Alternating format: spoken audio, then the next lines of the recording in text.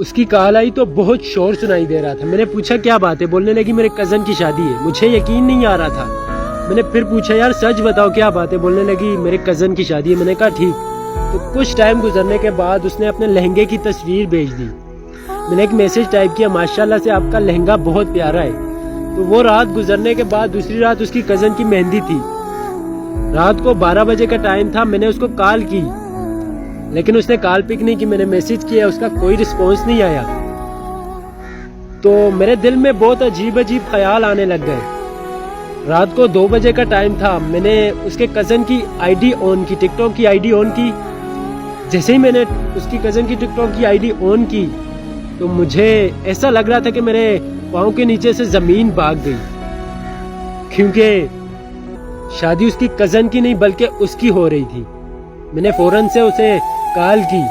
اس نے کال پک کی تو میں نے پوچھا سچ بتاؤ یار شادی کس کی ہے؟ تو اس نے میری قسم کھائی اور بولنے لگی کہ میرے کزن کی شادی ہے. میں نے کہا میری قسم نہیں, اپنی امی کی قسم کھاؤ اور سچ بتاؤ. تو وہ رونے لگ گئی اور کچھ ٹائم کے بعد جواب آیا کہ میرے امی کی قسم شادی میری ہو رہی ہے. اس ٹائم میں بہت زیادہ رو رہا تھا. میرے دل میں عجیب خیال آ رہے تھے کہ میں پھنکے سے لٹک جاؤں, زہر کھا لوں, کہیں جا کے مر جاؤں. سچ میں مجھے کبھی ایسا نہیں لگ رہا تھا کہ میں اس کے بنا جیوں گا. آج اس کی شادی کے تقریباً 3 سال گزر گئے لیکن میں جی رہا ہوں. میں نے کبھی یہ نہیں سوچا تھا کہ میں اس کے بنا جیوں گا.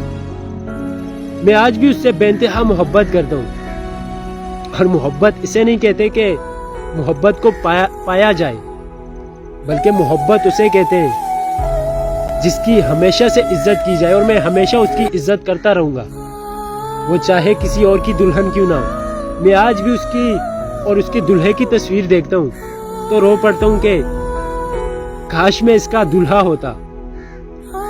لیکن قسمت کی بات ہے, میں اللہ پاک پہ بھروسہ کرتا ہوں اور میں ہمیشہ اس کی عزت کرتا ہوں, سب سے زیادہ عزت کرتا ہوں اور ہمیشہ اس سے پیار کرتا رہوں گا.